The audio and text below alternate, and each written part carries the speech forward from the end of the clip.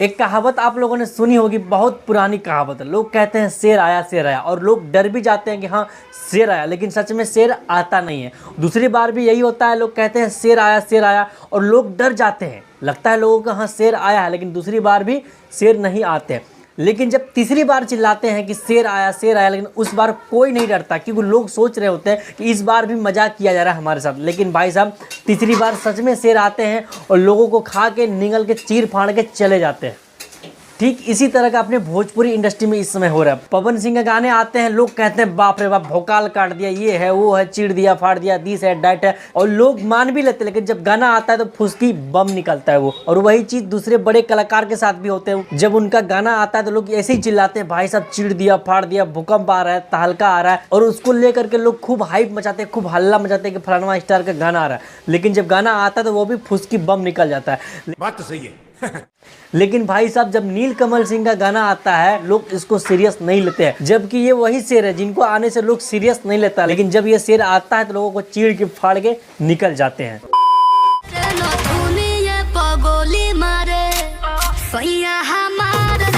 जी हाँ, मैं बात कर रहा हूँ नीलकमल सिंह का इस वाले गाने के बारे में। आप लोगों ने सुना होगा, बहुत लोग गाया रंगदारी वाला गाना, बहुत लोगों का आपने वीडियो देखा रंगदारी टाइप का। लेकिन इस गाने पर जो फील, जो टच है, मुझे लगता है शायद ही कोई कलाकार इस तरह का फील, इस तरह का टच दिलवा पाते हैं।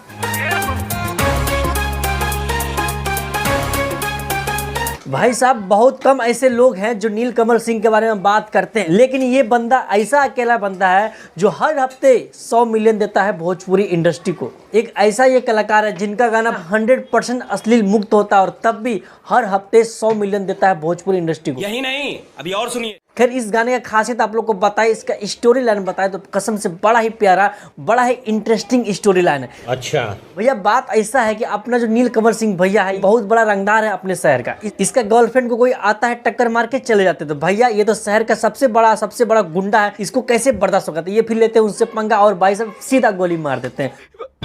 और तो जो इनके गर्लफ्रेंड को टक्कर मारे थे वो लोग भी यहीं पे नहीं रुकते हैं भाई साहब, वो और बंदे भेजते हैं। जब नीलकमल सिंह अकेले कहीं दिखते हैं तो वो लोग वहां अटैक करते हैं, लेकिन नीलकमल सिंह वहां भी भाई साहब AK-47 लग के सबको उड़ा देते हैं। रुको जरा।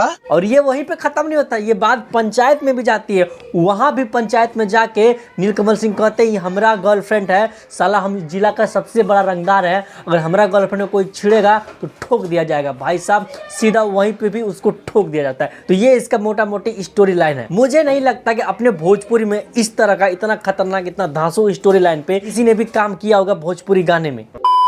बाकी बात अगर लिरिक्स का बात करें तो लिरिक्स कुछ भी हो, अगर नीलकमल सिंह गा देते तो वो हिट है, आप समझिए। क्योंकि इनका जो गायकी का तरीका है, जो पकड़ है गायकी में, किसी भी गाने में इस तरह का फील डालते हैं, ये उस गाने में जान ला देते हैं। बाकी आप लोग अगर गाना सुने तो आप लोग को पता होगा, भोजपुरी बहुत ही पुराना एक गाना है, बलमुआ हमार नथनिए पे गोली मारे। इसी चीज़ को एकदम नए अंदाज में समझिए आप लोग, रीमेक किया गया, मतलब फिर से इसको बनाया गया एक नए अंदाज में। और नीलकमल सिंह, शिल्पी राज के आवाज़ में ये गाना जब सुनते हैं तो कसम से लगता है कि भाई कुछ नया सुन रहे हैं। और हाँ, अगर म्यूजिक पे ध्यान दीजिएगा तो आप लोग को थोड़ा थोड़ा जो है ना, वो कलवा के गाना था लगाए दी चोलिया के हुक राजा जी, वहाँ से थोड़ा मिलता जुलता लगता है।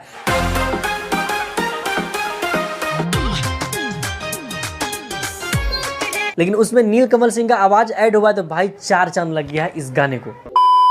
बाकी इस गाने में जितना खूबियाँ है, मुझे लगता है अगर बताने बैठे तो पूरा रात दिन निकल जाएगा, लेकिन फिर भी इनका खूबियाँ खत्म नहीं होगा। एक एक्शन सीन डाला गया है, आपको लगेगा कोई फिल्म देख रहे हैं। इनका इस तरह का परफॉर्मेंस, इस तरह का गायकी देख के ये कहने में कतई नहीं कतराएगा कोई भी, अगर इस समय का भोजपुरी का सुपरस्टार कोई है, सुपरस्टार गायक कोई है तो वो नीलकमल सिंह है।